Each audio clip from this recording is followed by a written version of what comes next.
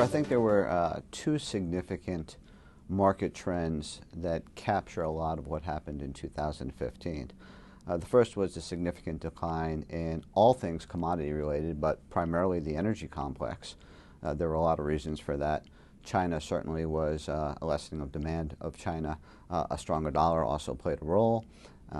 The weakening of emerging markets where they are highly energy dependent markets, and also just tremendous production, primarily here in the U.S., that created this enormous supply-demand imbalance. And then you had a plummeting of the commodity price, and then all things energy and also commodity related, and that played throughout the whole market and got worse as the year progressed.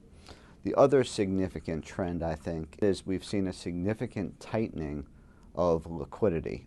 And what you saw in 2015 is that liquidity tightened quite significantly. It tightened here in the U.S. as spreads, credit spreads, which is basically the relationship between treasuries, the highest quality debt instrument, and other types of debt instruments. Those relationships, or that spread between that and, for example, a BAA credit widened significantly as the year progressed. High yield, a lot of people have talked about high yield also, and other spreads also expanded. So that created kind of a tightened liquidity situation here in the U.S. Globally, the strength of the U.S. dollar, the rise in interest rates in emerging markets, what's happened in some cases with the Chinese currency, all these things have basically restricted the pool of capital available to invest or made the cost of money more expensive. So while everyone is thinking about only the Fed and what that means for basically liquidity going forward, we've already had a significant tightening of liquidity on a global basis. And I think that played into how different asset classes behaved and what the returns were over the course of the year.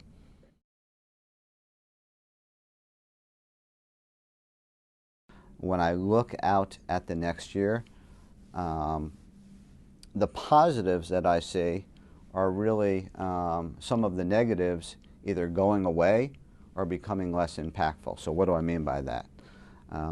Energy, which has been a very difficult area. If we saw a stabilization in energy or the whole commodity complex, I think that would be a positive, taken as a positive for the overall market.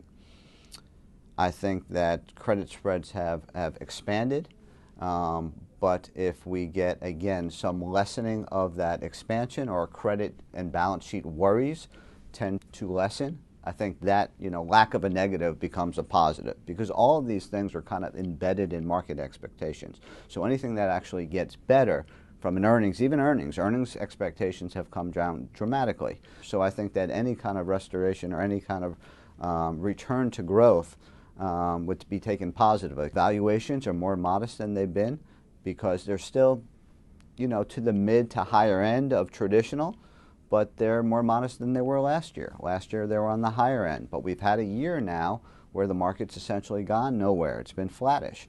And because of that, we've kind of grown into, earnings have continued to grow, modestly, but continue to grow. So we've grown into a little bit more modest valuation as we look into next year. I think sentiment overall from an investment perspective has become very negative. And my expectation is, another kind of modest year in terms of returns. But I think that's okay. I do think that after a period of kind of lower quality stocks and very high growth stocks driving the market and being kind of the narrow leadership of the market, I do think it's important that the breadth of the market, meaning the participation of stocks, start to broaden out. And that's something I'll be watching. Right now it's fairly narrow. It's focused on larger cap stocks. It's focused on even a subsector of those stocks that have the averages up higher while the average stock is not doing as well. Said differently, the market cap weighted S&P is doing much better than the equally weighted S&P, the average stock. So you need to see that broaden for the health of the market to pick up, and that's something I'll be watching in the year ahead.